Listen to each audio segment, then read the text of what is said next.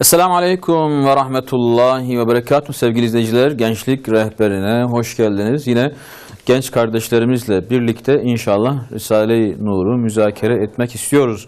Risale-i Nur derken tabi büyük bir eser. O yüzden biz belli kısımlarını, belli bölümlerini yani bir parça dilimiz döndüğü kadarıyla inşallah okumaya, yorumlamaya çalışacağız ki üçüncü sözü okuyorduk. Üçüncü sözü bitirelim istiyorum. Üçüncü söz gerçekten de Risale-i Nur'un belki de kalbi hükmünde denilebilir. Yani ikinci söz ve üçüncü söz o kadar aslında geniş manaların özetlendiği bölümler. O ilk baştan okumayacağız. Tabii ki o bölümleri geçen haftalarda değerlendirdik, müzakere etmeye çalıştık bir şekilde de. Biz inşallah kaldığımız yerden okumak istiyoruz.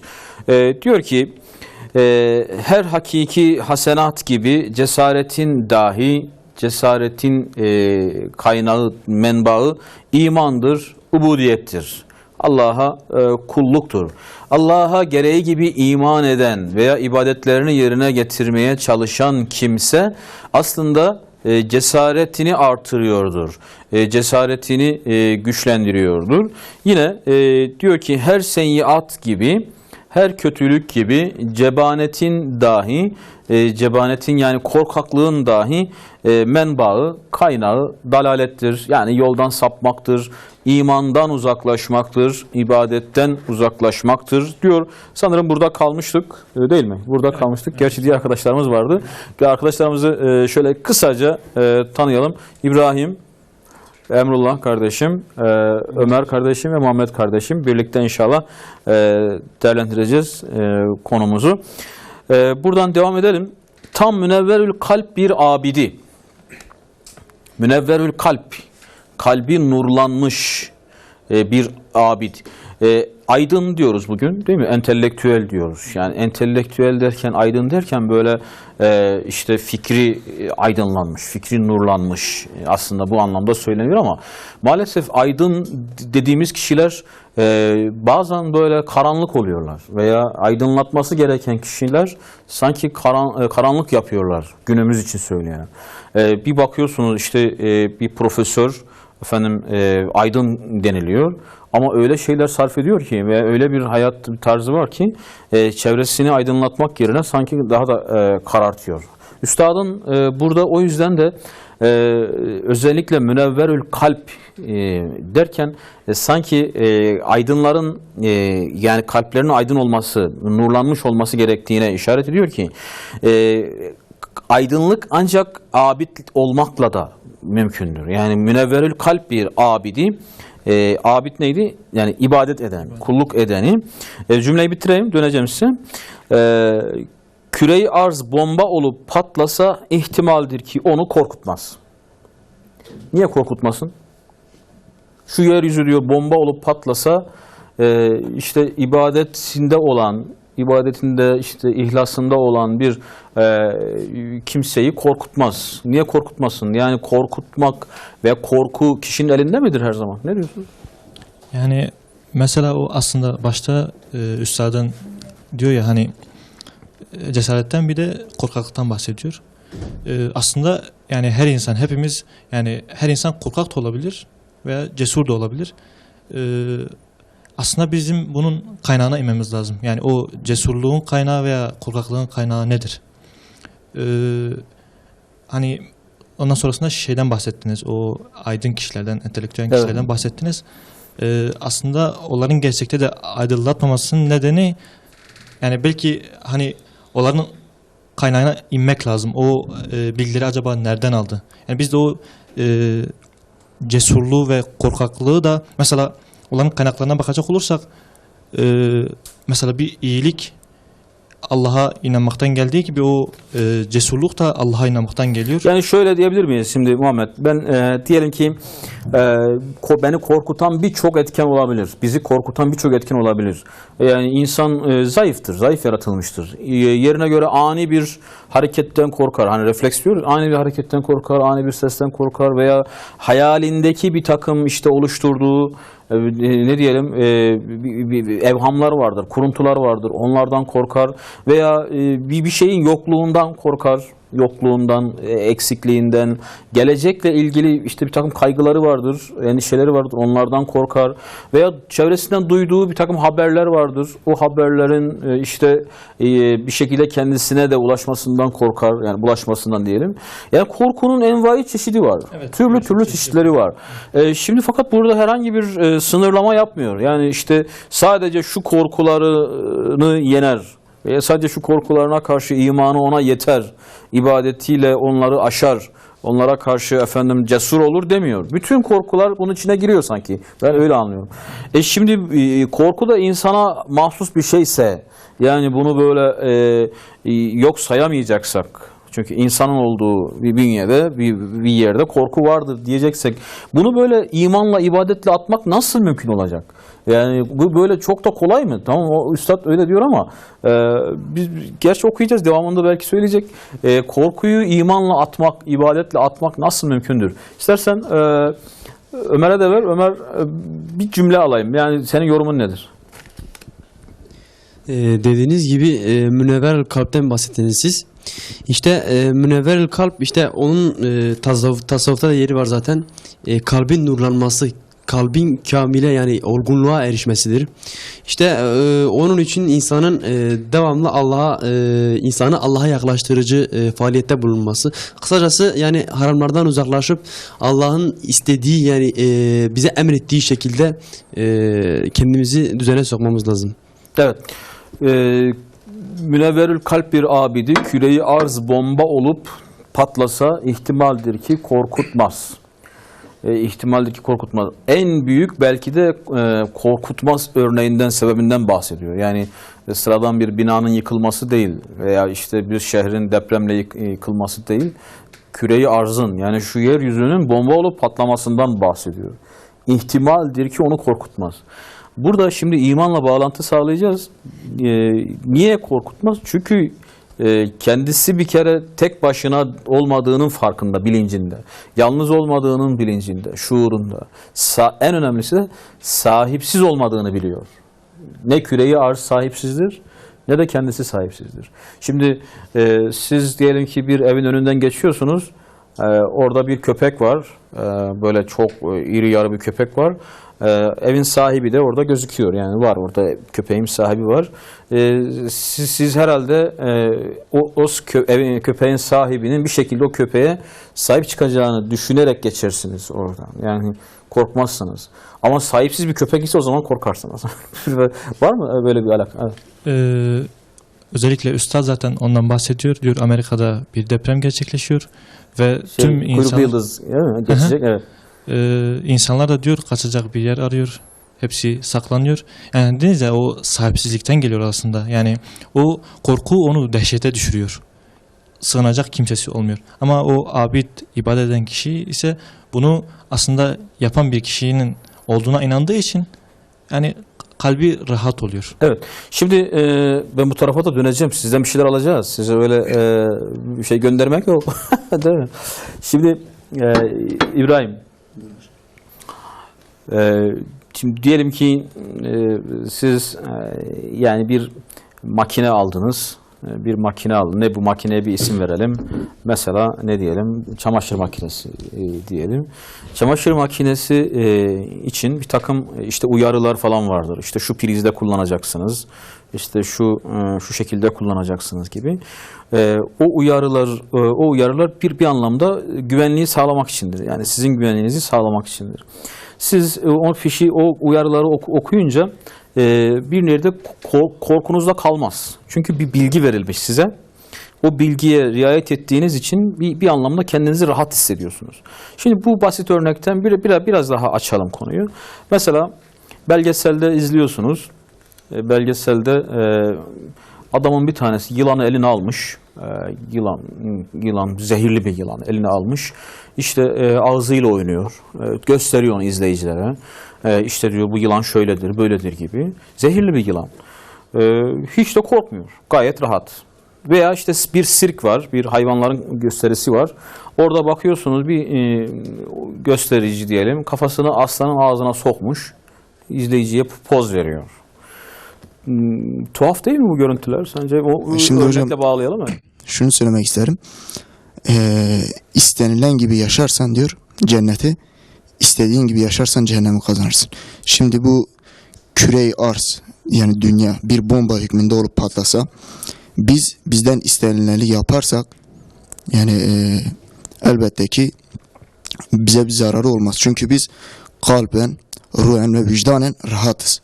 Ve sığınacağımız bir liman var ki bu da Allah'tır.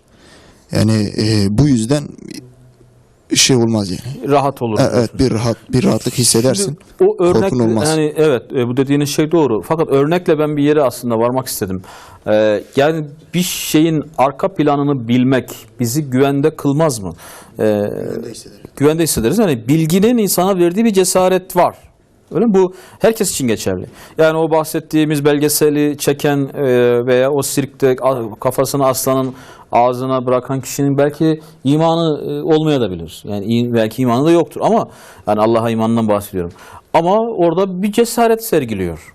Veya bazen hani böyle adrenalin diyorlar ya, işte kendilerini yukarıdan atıyorlar falan, böyle coşku. O insanlarda da bakıyorsunuz, ya bu ne cesaret diyorsunuz. Yani Allah'ım kendini yüksek tepeden aşağı atıyor. Ayağına bir ip şey bağlı, halat bağlı. Veya paraşütle atıyor şu bu falan. Ve siz diyorsunuz ne cesur insanlar. Aslında oradaki cesaret tamamen bilgiye dayalı, değil mi? O zaman bilgi insanı cesur kılıyor. Bir kere buradan bir tespit yapalım. Bilgi, ilim insanı cesaretli kılıyor. Yılanla ilgili o kimsenin bir takım bilgileri, işte ne zaman ısırır, ne zaman ısırmaz. Mesela işte ona şu besini verirsem, şu eti, şu gıdayı verirsem zaten ısırmaya ihtiyacı kalmaz. Dolayısıyla kendisini rahat hissediyor.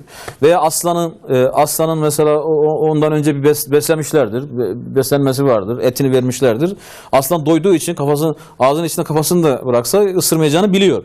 Şimdi dolayısıyla bizim cesareti ilimle evvela izah etmemiz lazım. Ama orada bitmiyor olay. Burada üstadın bahsettiği örnek çok daha büyük bir örnek. Yani bir aslanın ısırıp ısırmaması değil. Dünyanın patlaması örneği var. Onların işte orada bu sefer bilgileri yetmeyecek.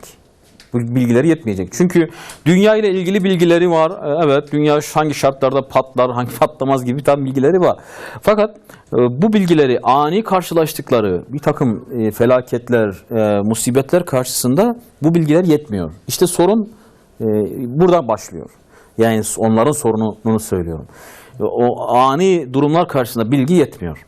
Şimdi düşünün, evet, aslanın ne zaman acıkacağını biliyor, ona göre hareket ediyor. O bilgi onu bir şekilde cesur kılıyor. Ama büyük korkular, şimdi az önce üstadın bahsedeceği, diyelim bir kuyruklu yıldızın çarpması korkusu, bu bilgiyle izah edilecek bir konu değil. Bilgiyle izah edilecek bir konu değil. Veya mesela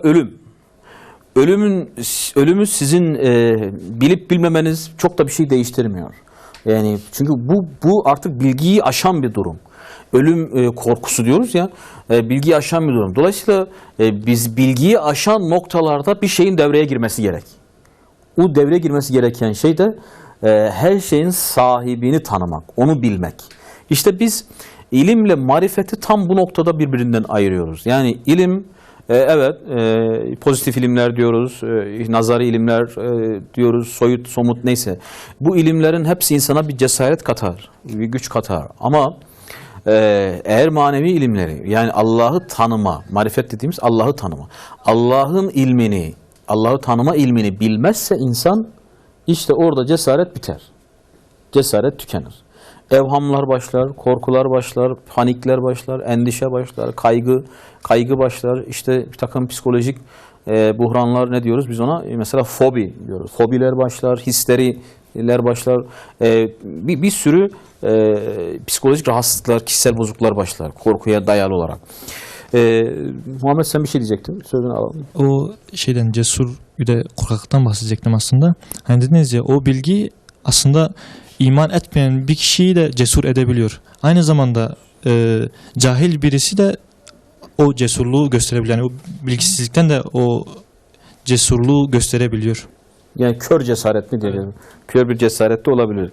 Şimdi küre-i arz bomba olup patlasa ihtimaldeki onu korkutmaz. Belki harika bir kudret-i samedaniyeyi lezzetli bir hayretle seyredecek. Yani dünya patlıyor. Mümin o olaya baktığı zaman harika bir kudret-i samedaniyeyi lezzetli bir hayretle seyredecek. Lezzetli bir hayret. Korku yerine üstad lezzetli bir hayret dedi. Kudret-i samedaniye, üstadın kullandığı terkiplerden bir tanesi. Samet neydi? İhlas suresinde hani okuyoruz. Allahu Samet. Yani bütün varlıkların kendisine ilahiyatçı değil misiniz siz? İlahiyatçıların bunu izah etmesi lazım. Öyle değil mi? Emrullah, bize kudretle samedaniye bir iki bir şey söyler misin? Kudret samedaniye alakası. Üstad bunu kullanmış ama kudreti samedaniye, işte dünyanın patlamasına öyle diyor üstad. Nasıl anlamak lazım?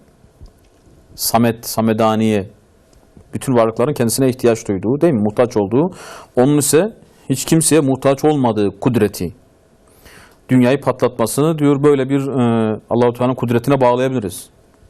Ne diyorsun? Hocam öncelikle ben bu korkuyla alakalı ben bir şey söyleyeyim. Evet. Tabii Allahu Teala insanoğlunu yaratırken hani bazı özellikleri de hamuruna katmıştır. Mesela korku, işte cesaret, kıskançlık, öfke, bu tür bütün şeyleri onun hamuruna katmıştır. Yalnız bir insan bakıyoruz, bir insan cesaretiyle ünlenmiş, ön plana çıkmış. Bakıyorsun bazıları korkaktır. Yani onun yapısında bu vardır. Yani bazı duygular bazı insanlarda daha ön plandadır. Ama işte iman ettiği zaman, o imanın insana kattığı şeye baktığımız zaman o iş orada değişiyor. Yani biz sahabelere baktığımız zaman da imandan önce cahiliye devrinde de bazı insanlar cesaretiyle ünlenmişlerdi. Ama bunlar iman ettikten sonra bu cesaretlerine cesaret katıyorlar. Gözünü kırpmadan ölüme gidebiliyorlar. Yani biz buradan şunu anlıyoruz. Hani Bediüzzaman'ın da dediği gibi hakiki imanı elde eden meydana tüm kainata meydan okuyabilir. Meydan Güzel. okuyabilir. Evet. Hani bir de bu yönden bakmak Evet, lazım. peki. Evet. Kudret-i Samedaniye çok güzel tespitler, teşekkür ediyoruz. Kudret-i Samedaniye için Allah-u Teala'nın bütün fiilleri örnek verilebilir. Öyle değil mi? Yani mesela yağmuru yağdırırken hiç kimseye muhtaç değil. Yani işte hele bir su getirin, biz herkese muhtacız. Hele bir su getirin, onun altını yakın, deney yapıyoruz ilkokulda falan. Bir altını bir yakın da su kaynasın, buharlaşsın, onun üstündeki kapaktan işte damlasın gibi. Öyle bir şeyi getirin, öyle bir şeyi hazırlayın, ısıtın, yakın, şu malzeme, öyle bir şeye ihtiyacı yok. Çünkü o Samet'tir. Samet, yağmur yağdırırken ihtiyaç duymuyor.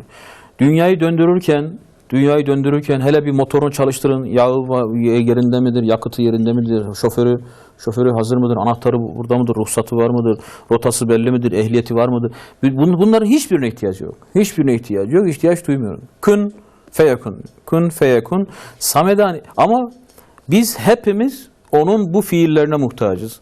Yani onun düşünün yani sadece böyle büyük külli şeyler değil. Vereceği biz havaya muhtacız veya sürekli kalbimizi çalıştırmasına muhtacız. Yani bir anlık bir Allah-u Teala dur dese kalbe yapacak hiçbir şeyimiz yok. Biz onun sürekli işlerine, emirlerine, fiillerine muhtacız. Hamedaniye'yi böyle. Şimdi küre-i arzın patlaması da bakın rastgele tesadüfi bir olay olarak olmayacak diyor. Allahu Teala'nın kudretiyle gerçekleşeceği için yine sahibi var. Yine sahipsiz değil. Bir depremden bahseder bugün işte o aydınlar, o entelektüel ne diyorum bilim adamlar, uzmanlar. Depremden nasıl bahsederler? İşte fay hattı şöyle kırıldı, o onu tetikledi, bu bunu tetikledi. Ondan sonra sarsıldı falan. Kırıldı, sarsıldı. Yani olayı Allah'a bağlamıyor. Olay sahipsiz. Faili meçhul. Kendiliğinden o. Faili meçhul. Bir fay hattının da aklı olmadığına göre, yani nereden kırılayım, nasıl kırılayım, nereye gideyim, öyle bir aklı olmadığına göre faili meçhul. Fakat biz hiçbir olayı sahipsiz izah etmiyoruz. Yani şu anda bir yerde gerçekleşen sadece afet demeyelim.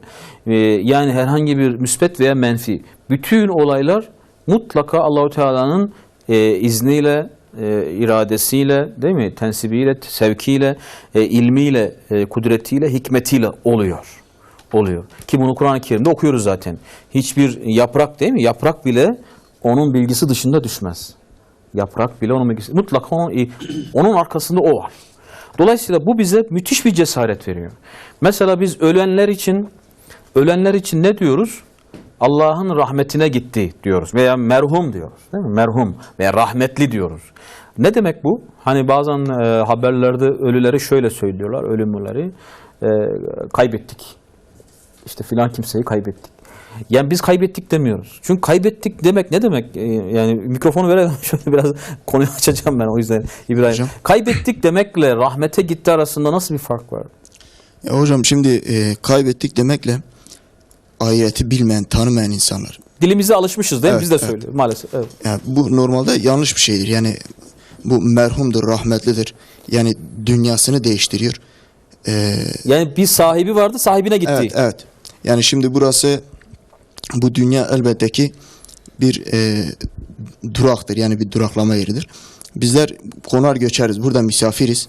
Yani şimdi burada işte kaybettik, ölü kaybettik demek yanlıştır. Yani nereye gitti belli değil. Yani sanki nereye gitti? Evet. Sanki böyle artık sahipsiz.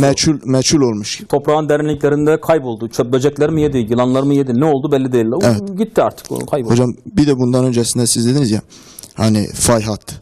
İşte insanlar hep fay hattına bağlar ki o bilinçsizdir, şuursuzdur. Bu nasıl olmuş? Üstad Bediüzzaman burada der ki, her şeyi maddede arayanların akıllarıdır, gözlerindedir. Göz ise maneviyatta kördür. Kördür. Çok Evet. güzel. Maneviyatta Şimdi- kördür. Evet. Söylemek Yani isteriz. aslında bu dünya hayatı geçici olduğu için ve inanan bir kişi için diğer dünya cennet olacağı için, yani bizim bir sonraki durağımız cennet olacağı için o bir sonraki durak bizim için aslında bir rahmettir, onu bilmiyoruz. Yani bir yerde Allahu Teala'nın rahmeti sanki dünyada yaşarken onun için geçerliydi de, bizim için geçerliydi de, yani işte rızık veriyordu ona rahmetinden dolayı. Rahmetinden dolayı ona sağlık, sıhhat veriyordu. Rahmetinden dolayı şöyle nimetler veriyordu ama öldü, kayboldu. Ya kaybettik. Aslında o Rahmet- rahmet derken belki geçici bir hayattan sonsuz bir hayata geçiş olduğu Evet. için Şimdi söylemiş mesela olabilirim. Kur'an-ı Kerim'de ölüm meleği denir değil mi? Ölüm meleği. Yani ismi bile telaffuz edilmez. Azrail Kur'an-ı Kerim'de geçmiyor. İsmi geçmiyor. Ölüm meleği. Yani diyor ki siz korkmayın. Ölümden korkmayın. Çünkü sizin ruhunuzu bir melek alacak. O melek de kaybetmez. Yani o melek zayi etmez. Nasıl ki biz dünyada işte efendim yağmurun yağdırılması, karın yağdırılmasıyla ilgili hemen bir melek aklımıza geliyor. Değil mi? Ne? İşte Mikail Aleyhisselam'dan bahsediyor. Veya işte bu Kur'an'dan bahsederken, vahiy derken hemen bir Cebrail Aleyhisselam aklımıza geliyor. Ölü dediğimiz zaman da ölen kimsenin ruhunu alan bir melek var. Dolayısıyla melek insanlar gibi hata yapmaz. Melek işte onu kaybetmez. Melek onu zayi etmez, harcamaz. Yani onun tabi imanına, ibadetine göre de onun gideceği yeri güzel bir şekilde tespit ederler. Dolayısıyla bizim korkularımız özellikle ölümle başlayan, ölümden sonrasına dair belirsizlik ki bugün Batı medeniyetinin en büyük korkusu orada. Ona dair korkularımız bizim imanımızla aslında ortadan kalkıyor. Ortadan kalkıyor. Çünkü bize bu dünyada rahmetiyle böyle muamele eden, bizi böyle rızıklandıran, böyle efendim ihsanda bulunan, ikramda bulunan, sıhhat veren vesaire bütün bunları yapan Rabbimiz öldükten sonra da bizi rahmetinden mahrum etmez. Bizi kaybetmez, bizi yok etmez. Evet, ruhumuz bedenimizden ayrılır. Bedenimiz belki toprakta çürür ama asıl olan ruhtur. Evet, bir şey söyleyecektim Ömer. Hocam tabi dediğiniz gibi mesela İslam perspektifi dahilinde baktığımız zaman bir Müslüman için kaybettik diye bir ibare kesinlikle yanlıştır. Ama şu anda olayın mizahi yönü, yani gülünç komik tarafı şudur. Bu ibareyi Müslümanlar kullanıyor. Evet. Yani bu ibareyi Müslümanların kullanması kesinlikle yanlış bir şeydir. Bu şunu gösteriyor, imanda sıkıntı var. Yani kesinlikle hani Batı medeniyeti kaybettik dese mesela biz bir şey diyemeyiz. Hani gayrimüslimdir. Yani Allah'a inanmıyor. Hak veririz mesela. Ama bizim Müslümanlarımızın mesela bu ibarelerin kullanılması yanlış bir şeydir. Yani sözde geçmiş oluyor yani. Evet. Şimdi lezzetli bir hayretle seyredecek dedi. Yani Allah-u Teala'nın harika bir kudretini, bir eserini lezzetli bir hayretle seyredecek. Ne zaman? Dünya bomba olup patlasa bile. Yani büyük bir felaketi bile mümin bir işte yok olma, bir böyle kaybetme, yani dehşete düşme olarak görmez. Şimdi Amerikan filmlerinde dikkat ederseniz hep böyle şeyler pompalanır. Yani işte büyük bir felaket gelmektedir. Büyük bir deprem, büyük bir işte ne bileyim dışarıdan bir uzaylılar gelir falan, dünyayı yok edeceklerdir de. İşte bir tane Amerikalı bir artist değil mi? Büyük bir kahraman çıkar, olaya müdahale eder, şudur budur. Yani onların aslında duygu dünyalarını resmediyor. Yani perdeye aktarıyor bu olay. Çünkü biliyorlar ki Amerikalıların ve Batılıların içinde bu tür korkular var. Bu tür endişeler var. Dolayısıyla o endişeden bir yerde para kazanmayı amaçlıyorlar. Bu işin bir tarafı. Bir tarafı da tabii ki kendilerini sürekli büyük gösterme. O da işin ayrı boyutu.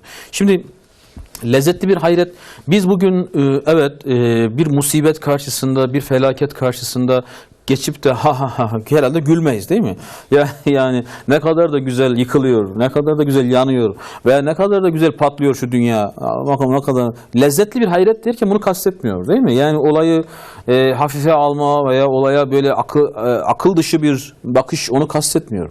Lezzetli bir hayret derken aslında bizim mesela buna benzer olaylara bakışımızı anımsatıyor. Yani düşünün şu anda yıldızların hareketleri basit bir olay mıdır? Küçük bir olay mıdır? Veya dünyanın şu andaki hareketi, kendi çevresinde 1670 kilometre hızla dönen bir dünyanın içinde yaşıyoruz. Bu basit bir olay mıdır? Veya güneşin çevresinde ne diyor? 107 bin kilometre hızla dönen bir dünyanın içinde yaşıyoruz. Saatte 107 bin kilometre şu an dünyamız hız yapıyor. Bu böyle korku eğer iman olmazsa korkulmayacak bir şey midir? Yani siz düşünün, bir araba var. Araba saatte 107 bin kilometre hızla bir şeyin etrafında dönüyor. Siz o arabayı izlerken bile dehşete düşersiniz. Yani acaba bunun vidaları ne zaman uçacak gibi, camı ne zaman uçacak? Şimdi biz şu an öyle bir dünyanın içerisindeyiz ve hiç aklımıza bile gelmiyor. Niye? Hiç kimsenin aklına. Niye? Çünkü biz biliyoruz ki bu dünya sahipsiz değil. Bu dünyayı kim başta böyle düzenlemişse, böyle bunu ayarlamışsa, planlamışsa o bu dünyaya sahip çıkıyor. O yüzden sağa sola çarpmaz. Mesela dünyada bir sürü yıldız, hani dedik ya, hareket halinde, hiçbiri dünyaya çarpmıyor. Biz de bunu endişe etmiyoruz. Ya eyvah, aha bir tane yıldız, şimdi az sonra örnek verecek değil mi? Eyvah, aha şu yıldız geliyor. Yıldız geliyor, ya çarparsa dünyamıza demiyoruz. Niye? Çünkü biz biliyoruz ki o yıldızın sahibi de aynıdır. Bu dünyanın sahibi de aynıdır. Bizim sahibimiz de aynıdır. Dolayısıyla bu tür olayları nasıl ki böyle alışmış bir ünsiyetle seyrediyoruz. Yani o dünyanın o hızlı dönüşünü falan nasıl ki çok umursamıyoruz. Aynı şekilde o tür bir olayı da diyeceğiz. Bu da Allah-u Teala'nın bir eseridir. Allah-u Teala bu olayın sahibidir gibi düşünürüz. Olayı Rabbimize bağladığımız için lezzet alırız diyor. İmandan kaynaklı bir lezzet. Devam edelim. Fakat meşhur bir münevverül akıl denilen kalpsiz bir fasık filozof ise gökte bir kuyruklu yıldızı görse yerde titrer. Acaba bu serseri yıldız arzımıza çarpmasın mı der, evhama düşer. Bir vakit böyle bir yıldızdan Amerika titredi, çokları gece vakti hanelerini terk ettiler. Evet, münevverül kalp, burada münevverül akıl dedi değil mi? Aslında az önce aydın dediğimiz kişi münevverül akıl olan, aklı münevver sözde. Ve biraz önce söylediğimiz bilgiyle cesur olmaya çalışan kişi. Sadece bilgisine güvenen. Evet, ben bu meseleyi biliyorum, o halde ben korkmam diyen kişi. Evet, doğrudur. Bilgi bir yerde cesaret verir, bilgi korkuyu alır ama o da bir yere kadardır. Bir yere kadar. Çünkü bir yerden sonra bilgi artık dediğimiz gibi mesela ölüm korkusuna karşı senin bilgin yetmez. Ölümden ötesi için senin bilgin yetmeyebilir. O yüzden bunun için başka bir bilgiye ihtiyaç var. Ona marifet demiştik. İşte münevverül akıl denilen kalpsiz bir fasık filozof dedi. Filozof veya işte bugünkü tabirle ne diyorlar? İşte bilim adamı veya akademisyen veya başka bir ünvan. Bu tür kimseler için diyor gökteki bir kuyruklu yıldız bile bir korku sebebi olmuştur. Ne zaman? 1910. 1910'da Amerika'da o zaman kuyruklu yıldız dünyanın yakınından geçecek. Yaklaştıkça müthiş bir korku sarmış. Hatta birkaç tane bilim adamı çıkmışlar, bu çarpacak, şöyle olacak, böyle olacak falan. Gazetelerde işte yıldız çarparsa dünya yok olacak gibi böyle bir takım yorumlar da yapılınca millet öyle bir paniğe kapılmış ki Yani işte en azından dünya sarsılır da hep taraf yıkılır, biz evimizde oturmayalım, evin dışında oturalım gibi kendilerince bir tedbir almışlar. Hatta o zaman İstanbul'da bile bu konuşulmuş. İstanbul'da bile evlerini terk edenler olmuş. Kuyruklu yıldız dünyaya çarpar. Bu kuyruklu yıldız 1986'da tekrar geçti. Siz o zaman yoktunuz. Geçti ve hatta bizim onunla ilgili bir hatıramız da var. Biz tam o kuyruklu yıldızın geçtiği günlerde bir yarışmadaydık. Okullar arası bir yarışma yapılıyordu. Biz kendi okulumuzu temsil ediyorduk. 100 tane okuldu sanırım. Yani çok bayağı bir kalabalık bir okul, bir salonda masalardayız. Dışarıda hoparlörle sorular dışarı veriliyor. Sorunun bir tanesi işte bugünlerde dünyamızın çevresinden geçen kuyruklu yıldızın ismi nedir diye. İsmi de Halley'di. Dışarıdan bütün o soruyu duyan herkes Halley diye bağırdılar. Tabii o soruyu iptal etmediler. Yani o cevap dışarıdan geldi ama yine iptal etmediler. Halley kuyruklu yıldızı o zaman yani 86'da Türkiye'de gündem oldu. Ama daha önceki tecrübeye bakarak bu sefer o kadar panik yapmadılar. Ama Amerika'da o kuyruklu yıldız için çok büyük böyle şeyler yaşanmış. Yani panik havası yaşanmış. Sadece kuyruklu yıldız değil. Mesela Amerika'nın bir eyaleti, şu an ismini bilmiyorum, çok eyaletleri var onların. O eyalette 1960'lı yıllarda 2 saat elektrik kesilmiş. Artık aşırı sıcaktan olsa gerek. 2 saat elektrik kesintisinde bütün mağazalar, dükkanlar hep yağma edilmiş. İnsanlar öyle bir korkmuşlar ki işte eyvah artık herhalde elektriksiz kalacağız. Bundan sonra kendi gıdamız, besinimiz yanımızda olsun gibi hemen bir tedarik başlamış. Şimdi korku ve panik havası aslında tamamen kabullerle ilgili, yani imanla ilgilidir. Cesaretin zıttından biraz ayırmak gerekir bu panik durumunu. Şimdi düşünün, imanı zayıf olan birisinin işte arabasında diyelim ki ufak bir sorun var. Bir de imanı olan birisinin arabasında bir sorun var. İmanı olan birisi arabasındaki sorun için ya önemli değil, ya bir şekilde ararız, buluruz, şey yaparız gibi bir rahatlık vardır. Fakat imanı olmayan zayıf olan birisinde ise acayip bir panik vardır. Eyvah ne yapacağız şimdi, işte nasıl bulacağız gibi böyle sürekli bir kaygı, sürekli bir korku. Bu aslında o kişideki tevekkülün zayıflığını gösterir.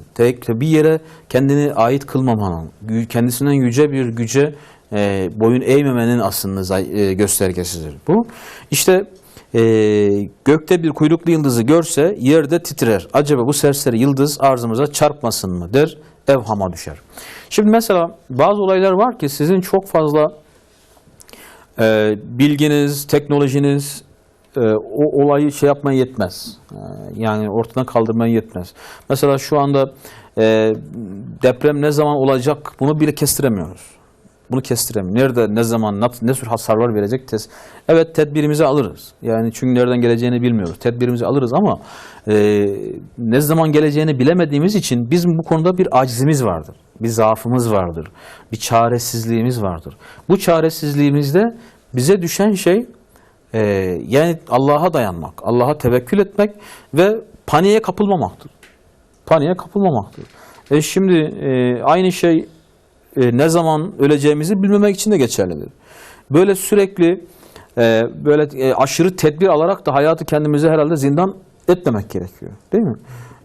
Batı dünyasında böyle tedbir çok fazladır. Evet, tedbirli olmak gerekir ama onlardaki tedbir sanki panikten kaynaklı bir tedbire benziyor. Güvensizlikten kaynaklı bir tedbire benziyor. Sanki o aldıkları tedbir onları koruyacakmış gibi de bir inançları da var. Yani mesela bir emniyet kemeri Batı'da çok önemlidir. Emniyet kemeri. Yani mutlaka takmanız gerekir. Sanki emniyet kemeri kaza sırasında onları %100 koruyacakmış gibi çok sağlam bir şeyleri vardır. Halbuki biz evet tedbiri alırız. Evet, emniyet kemeri neyse bunların hepsini alırız. Ama ona değil, o aldığımız tedbire güvenmeyiz. Allah'a güveniriz. Çünkü sen ne kadar tedbir alırsan al, yani sonuçta takdire o tedbir karşı gelebilir mi? Yani Allah'ın takdirine o tedbir Karşı gelemez. O yüzden o takdirin sahibine inanmak, sığınmak gerekir. Amerika'daki bu olayla ilgili ne diyorsunuz? Başka mesela günümüzde yansımaları da yok mudur bu olayın? Diyelim ki bir Amerika'ya bir saldırı olsa, Amerikalıların yapacağı ilk şey nedir? Veya bir batılı bir ülkeye bir saldırı olsa, bir füze saldırısı.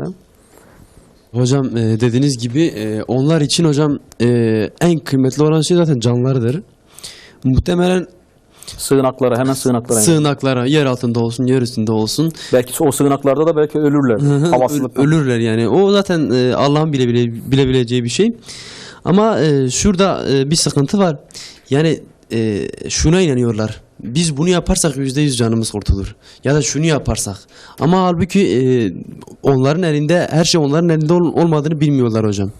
Her şeyin onların elinde olduğunu bilmiyor. Şimdi geçen bir güncel olduğu için söyleyelim. Paris'te bir saldırı oldu. Ve ya birçok kişi yani bir salonda, şurada burada katledildi.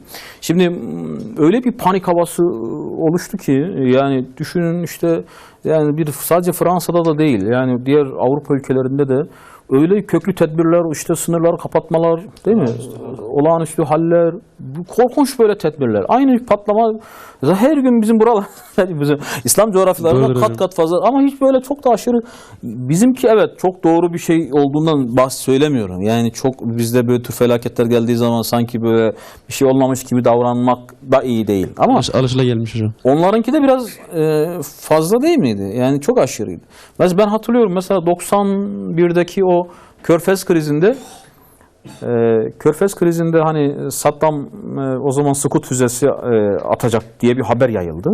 İşte Irak'tan buraya yetişiyor dediler. Diyarbakır, Mardin, Antep o atacağı füzeler. Ve insanlar camlarını şeyle kapatmak için kimyasal silah da atabilir. Naylonla herkes camlarını şey yaptı, kapattı, kimyasal silah gelmesin diye. Doğrudur hocam. Bizim orada da öyle oldu. Orada da oldu. Ve insanlar sığınak yapmaya başladılar. İşin trajikomik tarafı evlerini naylonla kaplayıp havasızlıktan ölenler oldu. Sığınak kazarken ölenler oldu.